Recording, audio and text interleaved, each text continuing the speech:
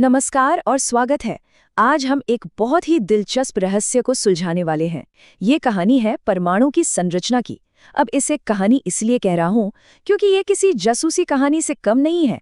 सुराग, गलत मोड़ और आखिर में कुछ ऐसे खुलासे जो सबको चौंका देते हैं। तो चलिए इस वैज्ञानिक जासूसी के सफर पर निकलते हैं। तो कहानी शुरू होती है 19वीं सदी के आखिर में। वैज्ञानिकों के मन में एक बहुत बड़ा सवाल घूम रहा था। क्या एटम यानी परमाणु सच में ऐसे हैं जिन्हें और तोड़ा नहीं जा सकता? डाल्टन की थ्योरी जो सदियों से चली आ रही थी वो तो यही कहती थी, लेकिन क्या ये पूरा सच था? देखिए, उस जमाने में डाल्टन का मॉडल ही एक तरह से सच्चाई माना जाता था। ये हमारी जासूसी कहानी का शुरुआती पन्ना है। वो आइडिया जिस पर सब यकीन करते थे जब तक कि पहले सुराग मिलने शुरू नहीं हुए। और कमाल की बात यह है कि ये सुराग कहीं लैब में नहीं बल्कि हम सबके घरों में मौजूद था। एक ऐसा छोटा सा इशारा जिसने इतने बड़े सिद्धांत पर सवाल खड़े कर दिए और वैज्ञानिकों को एक बिल्कुल नई दिशा में सोचने पर मजबूर कर दिया। ये एक छोटा सा एक्सपेरिमेंट जो हम सबने बचपन में जरूर किया होगा। सूखे बालों में कंघी घुमाओ और फिर देखो कैसे वो कागज के टुकड़ों को अपनी तरफ खींचती है। यही था वो पहला अहम सुराग।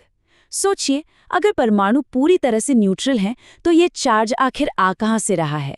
इसका तो एक ही मतलब हो सकता था कि परमाणु के अंदर जरूर कुछ छोटे चार्ज वाले कण मौजूद हैं।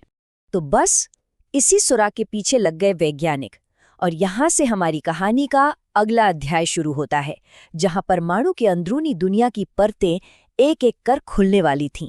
और फिर खोजों का सिलसिला शुरू हुआ।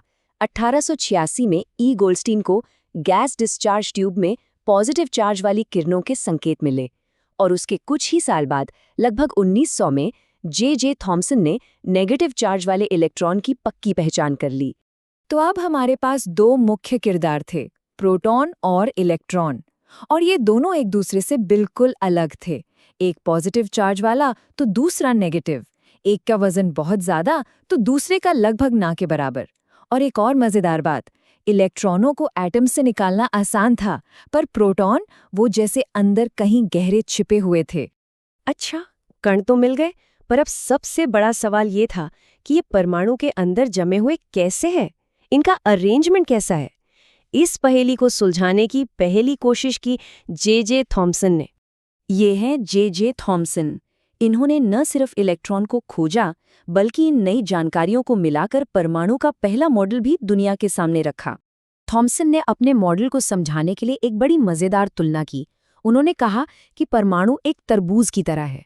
तरबूज का जो लाल वाला हिस्सा है वो पूरा का पूरा पॉजिटिव चार्ज है, और जो काले बीज उसमें धंसे होते हैं वो है नेगेटिव चार्ज वाले इलेक्ट्रॉन्स।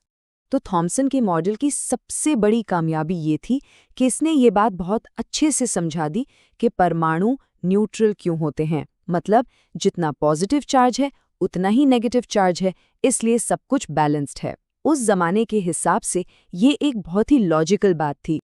लेकिन जैसा कि मैंने कहा था, हर अच्छी जासूसी कहानी में एक जबरदस्त मोड़ आता है, और हमारी कहानी में ये मोड़ आया रदरफोर्ड के मशहूर गोल्ड फॉयल एक्सपेरिमेंट के साथ। इस एक एक्सपेरिमेंट ने थॉम्सन के तरबूज वाले मॉडल को पूरी तरह से हिलाकर रख दिया। एक्सपेरिमेंट का आइडिया बड़ा सीधा सा था।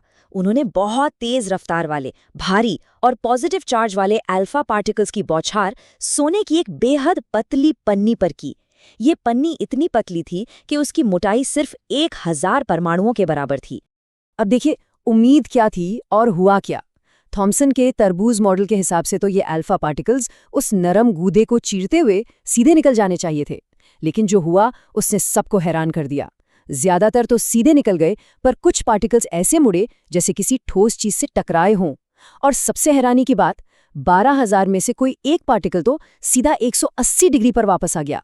रदरफोर्ड की हैरानी का अंदाजा आप उनके इन शब्दों से लगा सकते हैं। ये बिल्कुल वैसा ही था जैसे कोई तोप का गोला एक कागज से टकराकर वापस चलाने वाले को ही लग जाए। ये एक ऐसा नतीजा था जिसकी किसी ने कल्पना भी नहीं की थी।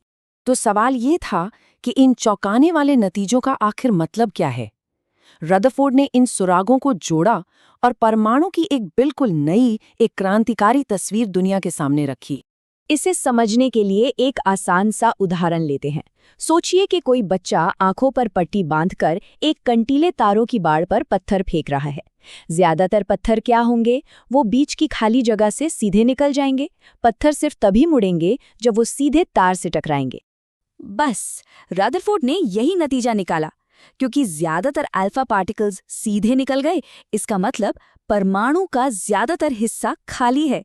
और जो भी ठोस चीज है, यानी सारा का सारा पॉजिटिव चार्ज और लगभग पूरा वजन, वो एक बहुत ही छोटी सी जगह में सिमटा हुआ है, जिसे उन्होंने नाम दिया नाभिक या न्यूक्लियस। और इलेक्ट्रॉन इस खाली जगह में न्यूक्लियस के चारों ओर चक्कर लगा रहे हैं। आप इस खाली जगह का अंदाजा इस बात से लगाइए, अगर एक परमाणु को एक फुटबॉल स्टेडियम जितना बड़ा मान ले, तो उसका न्यूक्लियस मैदान के बीच में रखी एक छोटी सी मटर के दाने जितना होगा। बाकी पूरा स्टेडियम खाली। लेकिन जैसा मैंने कहा, विज्ञान में कहानी कभी खत्म नहीं होती। हर जवाब अपने साथ कुछ नए सवाल लेकर आता है। रदरफोर्ड का ये नया मॉडल भी परफेक्ट नहीं था। इसमें भी कुछ बहुत बड़ी समस्याएं थी। तो चलिए एक बार दोनों मॉडलों को आमने सामने रखकर देखते हैं। थॉमसन का मॉडल एक भरा हुआ तरबूज था, जबकि रदरफोर्ड का मॉडल एक छोटे से सोलर सिस्टम जैसा था, जिसमें बीच में एक सूरज यानी न्यूक्लियस है और उसके चारों ओर ग्रह यानी इलेक्ट्रॉन चक्कर काट रहे हैं। और अब बात करते हैं दोनों की सबसे बड़ी कमियों की। थॉमसन का मॉडल ये नहीं समझा पाया कि अल्फा पार्टिकल्स वापस क्यों आए, लेकिन रदरफोर्ड के मॉडल में एक और भी गहरी दिक्कत थी।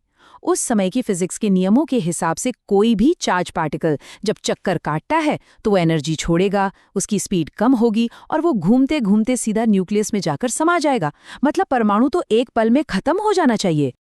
और यही सवाल हमें एक बहुत बड़ी पहेली के साथ छोड़ जाता है। अगर रदरफोर्ड का मॉडल सही है, तो हमारे आसपास की कोई भी चीज स्थिर नहीं होनी चाहिए, उससे तो कब का खत्म हो जाना चाहिए था। तो फिर ऐसा क्या है जो परमाणुओं को बिखरने से रोके हुए है? ये वो सवाल था जिसने परमाणु विज्ञान के अगले और भी रोमांचक अध्याय की नींव रखी।